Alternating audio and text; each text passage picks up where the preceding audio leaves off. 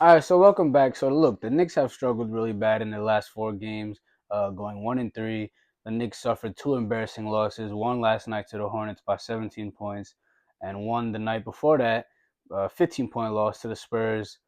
Two tanking teams, two bad teams, two teams that really don't even want to win games. The Spurs, particularly without Victor Wembanyama and De'Aaron Fox, their two best players for the rest of the season, and the Hornets, a team who has just been hurt all year and was missing several players in the game last night and still managed to pull out a win against the Knicks. And one could say the Knicks were tired. They were playing a back to back. They have been traveling a lot lately. You could say that the Knicks have had a very tough schedule with a lot of flights in different cities, in different states across the country. But the reality is that there's really no excuse here for the Knicks to lose these kind of games against these low quality teams. And the Knicks, honestly, without Jalen Brunson, have struggled mightily. Of course, they've had some good wins against the Kings, a game winner against the Blazers, a game that we'll talk about a little bit, a blowout win against the Miami Heat. But to lose against the Hornets and Spurs, like I said, just isn't cutting it for a part of the schedule that was supposedly supposed to be easy for the Knicks. It just hasn't been easy at all. And I want to talk about the first game that I haven't covered, which is the game right after the Blazers win, the game against the Warriors. So in this game, honestly, I didn't expect the Knicks to win because Jalen Brunson was out, and the Warriors have been on fire lately since the Jimmy Butler trade. I believe they'd only lost about one game or two games since Jimmy Butler had been traded to the Warriors before this game against the Knicks. Honestly, I really wanted the Knicks to win this game, however, because the whole Draymond Green situation that we covered before in a previous video where Draymond was just talking a bunch of trash about how the whole Jimmy Butler thing with Karl Anthony Towns, it ended up being obviously not true because someone had passed away in Karl Anthony Towns' family and whatnot. Something that we discussed in detail. And this game ended up being the opposite of what I wanted because this was a close game, a game that the Knicks definitely could have won. Some mistakes late game, some mistakes on the inbound pass, some just passing mistakes.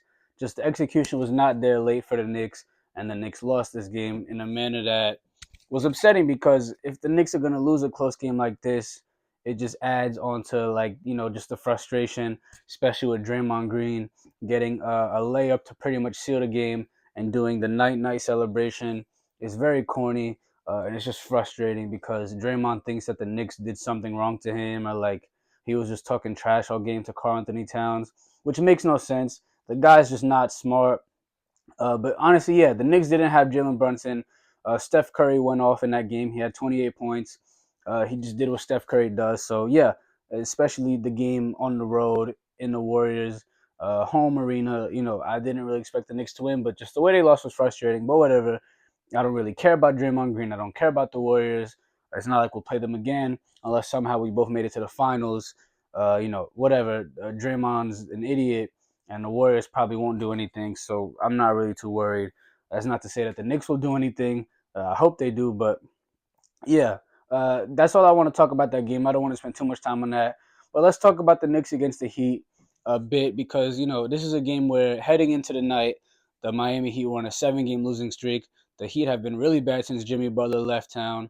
Uh, so the Knicks did win this game in a blowout, over 20-point win. At one point, no, I believe this was over 20 points. At one point in the game, the Knicks were up by 30 points.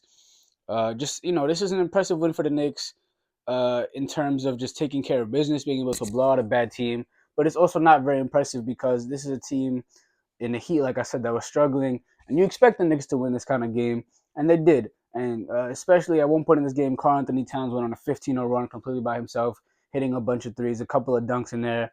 Really impressive stuff from him. But the reality is, I'm not really too happy about this because I knew this is a game that the Knicks were most likely going to win. Especially the Knicks usually win in a big way after taking a loss. The Knicks usually bounce back from losses. So, the Knicks players did play well in this game. A lot of guys played well. Mikal Bridges, I know, played well in this game. But, I know Josh Hart had a triple-double in this game. And Josh Hart has just been bad, though, outside of his Heat game. Something I didn't even mention against the Warriors, Josh Hart had 0 points. He was 0 for 7 from the field. If Josh Hart made a couple of shots in that Warriors game, we most likely would have won. Joshua has been really bad without Jalen Brunson. It's very discouraging. Obviously, Jalen Brunson will be back. The reports have been that he'll aim to come back before the playoffs, but he definitely will be ready for the playoffs. So, it's not the biggest concern. It is frustrating Josh Hart has been good all season, however, so I am going to cut him some slack. But other than that Heat game with the triple double, he's been very bad. And yeah, let's talk about the games against the Spurs and the Hornets. So in the Spurs game, I don't want to mispronounce his name, but Sandro Mamukelashvili for the Spurs, who was really just a bench player, a guy that was getting DNPs when the team was fully healthy, a guy that is a decent player. You know, don't get me wrong, he's not bad by any means, but he scored against the Knicks the most points anyone has ever scored in under 20 minutes in NBA history with 34 points, 7 for 7 from three. He just couldn't miss from downtown. The Knicks were rotating poorly on him, leaving him open from three, which is just a coaching issue, mismanagement in terms of defensive schemes. Tom Thibodeau and his coaching staff did a horrible job playing drop coverage, not switching when appropriate. And yeah, obviously the guy going 7 for 7 from three is something that won't ever really happen. But you know, when a guy is hot, there's no point in leaving him open. Karl Anthony Towns specifically did a really bad job on him defensively. So this is a game where the Knicks just couldn't do anything because the guy just couldn't miss. And I believe he went 13 for 14 from the field. So he only missed one shot the entire game. Stephon Castle also did really well in this game for the Spurs, having over 20 points. But yeah, the Knicks players just didn't have it. They just didn't have enough. The ball movement without Jalen Brunson has been really bad since he has been absent, I should say, due to his injury. The players sometimes don't know where to pass the ball. It looks like they don't know how to create for themselves. I guess there's no really not even I guess, there is no main ball handler for the Knicks, a guy that's really capable of playmaking. Because although Deuce McBride is a point guard, he's not a very good point guard. He's more of like a undersized shooting guard, like an off guard or two guard. Uh, but yeah, I mean, the Knicks players just didn't have it. They just didn't have enough. They weren't able to hit enough shots. The defense was not great with Karl Anthony Towns on the floor, like I mentioned. So, the Knicks just didn't have it. That's the only way I can put it. They just simply didn't have it in this game. Enough wasn't going down, enough shots, I mean. It just wasn't the best game. It just didn't look good. I guess you could say that these kind of losses happen in the NBA where a good team loses to a bad team. And yeah, I mean that's all I really want to talk about that game because it's just one of those games.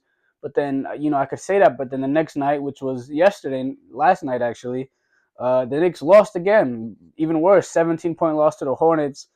An unexcusable loss. I mean, I know it's a back-to-back. I know the Knicks you could say that they were tired having to fly from San Antonio to Charlotte. I know that they landed in Charlotte at about 3 a.m. But still, the Hornets are a really bad team. Only had 17 wins the entire season before last night. So it doesn't make any sense for the Knicks to lose this game. Especially the Hornets team had a lot of injured players out. No Brandon Miller, no Grant Williams, no Trey Mann.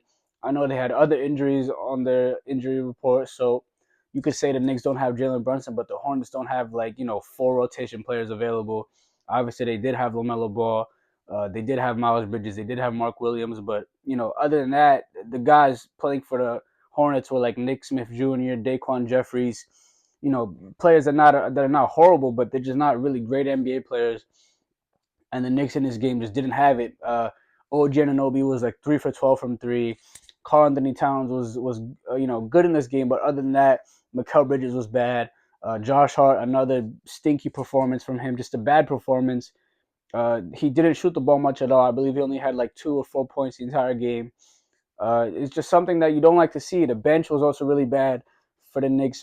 Cameron Payne was bad. Landry Shamet, I don't think, hit a single three the entire game.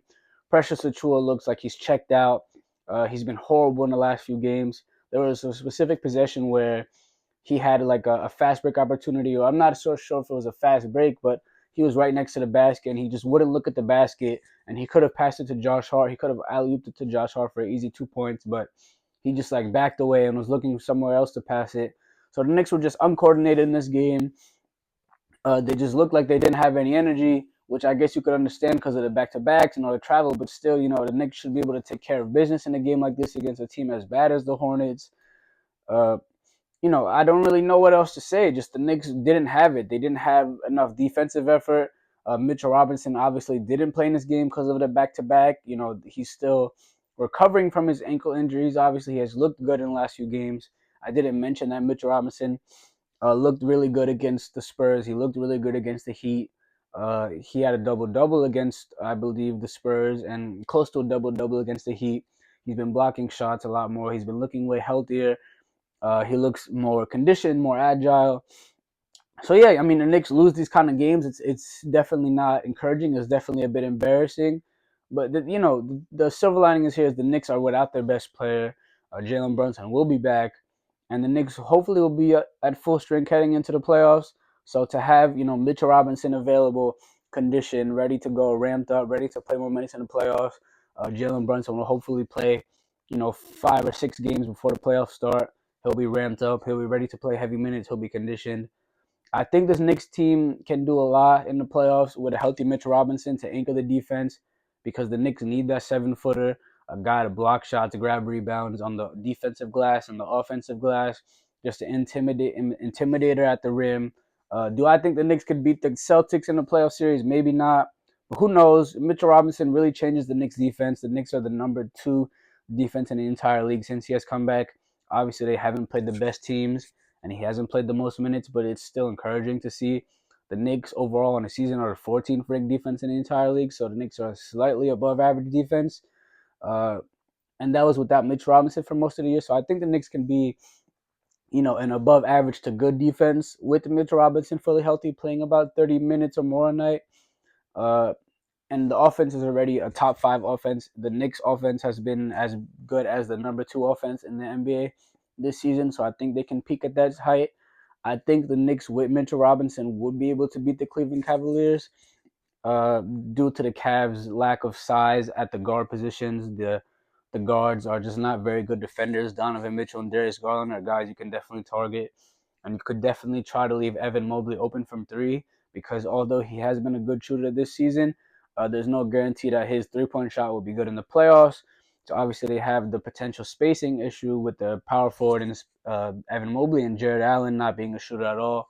Obviously, the Cavs are a much better team than they were 2 years ago when the Knicks played them in the playoffs because they have way better depth than they had years ago. Years ago, they were playing an old Danny Green in the playoffs, along with guys who are not even in the NBA anymore, like Shetty Osman. So, they now have DeAndre Hunter and Ty Jerome.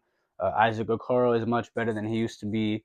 Max Strus is a better bench piece than they had years ago. So, I think it would be a tough matchup, but I think the Knicks are capable.